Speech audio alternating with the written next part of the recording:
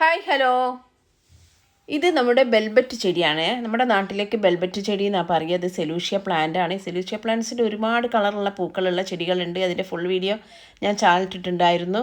അപ്പോൾ ഇത് ബെൽബറ്റ് ചെടി എന്ന് പറയാൻ കാരണം ഇതിൻ്റെ ആ ഒരു ഫ്ലവറിങ് ഒരു ബെൽബറ്റിൻ്റെ ക്ലോത്തൊക്കെ തൊടുമ്പോഴാണ്. പിന്നെ അതിന് കോഴിവാലൻ ചെടി എന്ന് പറയും. അതുപോലെ തന്നെ ഇതിന് പിന്നെ എന്താ പറയുക, ചീരച്ചെടി എന്നും പറയും കേട്ടോ. ചീരൻ്റെ വിത്ത് പോലെയാണ് ഇതിൻ്റെ വിത്തും ഇലകളൊക്കെ പെട്ടെന്നൊന്ന് കുക്കുമ്പോൾ നമ്മുടെ ചീരൻ്റെ ചെടി പോലെയൊക്കെ തോന്നുന്ന ചെടിയാണ്.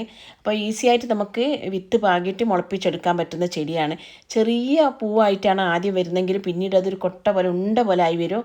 അപ്പോൾ ഒരുപാട് മാസം നിൽക്കുന്ന ഒരു ഫ്ലവറും കൂടിയാണ് കേട്ടോ. അത് പെട്ടെന്ന് വാടിപ്പോകുക ഒന്നുമില്ല. അതുകൊണ്ട് ഈ ഒരു ചെടി നമ്മുടെ ഗാർഡനിൽ എപ്പോഴും ഉണ്ടാവും കേട്ടോ. നമ്മൾ തൈകളിങ്ങനെ പുതിയ പുതിയ തൈകൾ ഉണ്ടാക്കിയിട്ടുണ്ടെങ്കിൽ ഈ ചെടി, പിന്നെ ഈ ചെടീൻ്റെ ഒരു പ്രത്യേകത എന്ന് പറഞ്ഞാൽ പൂക്കളൊക്കെ കഴിഞ്ഞാൽ കുറേ കഴിഞ്ഞാൽ പിന്നെ ചെടി ഉണങ്ങിപ്പോകും കേട്ടോ. അതാണ് അതിൻ്റെ മുന്നേ നമ്മൾ വിത്ത് പാകിയിട്ട് തൈകളാക്കി വെക്കണം. അപ്പോൾ നല്ല ഭംഗിയായിട്ട് നമുക്ക് ഗാർഡനിൽ എപ്പോഴും പൂക്കൾ വേണമെങ്കിൽ നമുക്ക് വളർത്താൻ പറ്റുന്നൊരു ചെടിയാണ് നമ്മുടെ ബെൽബറ്റ് ചെടി. ഇതെൻ്റെ മെറൂൺ റോസാ ചെടിയാട്ടോ.